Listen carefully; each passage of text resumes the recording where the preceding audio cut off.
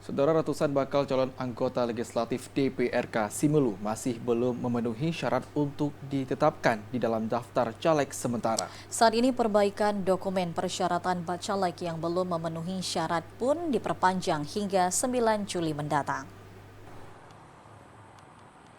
Komisi Independen Pemilihan Simelu menemukan ratusan bacalek yang akan maju sebagai calon anggota legislatif DPRK Simelu pada pemilu 2024 masih belum memenuhi syarat. Sebanyak 330 orang bacalek dari 4 dapil di Simelu diberikan waktu untuk melengkapi dokumen persyaratan agar dapat maju pada pileg mendatang. Komisioner KIP Simelu Nirwanudin mengatakan bahwa bagi bakal calon anggota DPRK Simelu masih diberikan waktu untuk melakukan perbaikan pada masa perbaikan dokumen persyaratan. Setelah itu nantinya akan dilakukan pengecekan ulang terhadap dokumen persyaratan bacalek melalui silon. Apabila masih adanya bacalek yang belum memenuhi syarat, maka akan ditetapkan sebagai bacalek yang tidak memenuhi syarat.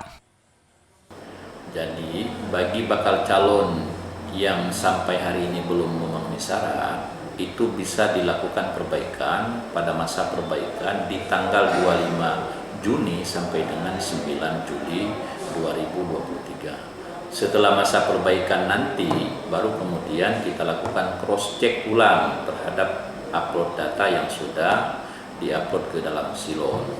Setelah itu, ketika kita upload, nanti kita menemukan ada dokumen yang memang tidak memenuhi syarat, maka statusnya langsung menjadi tidak memenuhi syarat.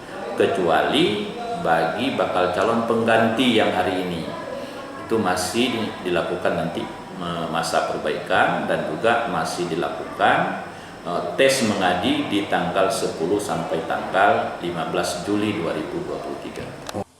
Di samping itu, partai politik peserta pemilu juga dapat melakukan pergantian usulan bacalek baru yang didaftarkan melalui aplikasi Silon. Dari Simelu, Al-Ashab, TVRI Aceh melaporkan.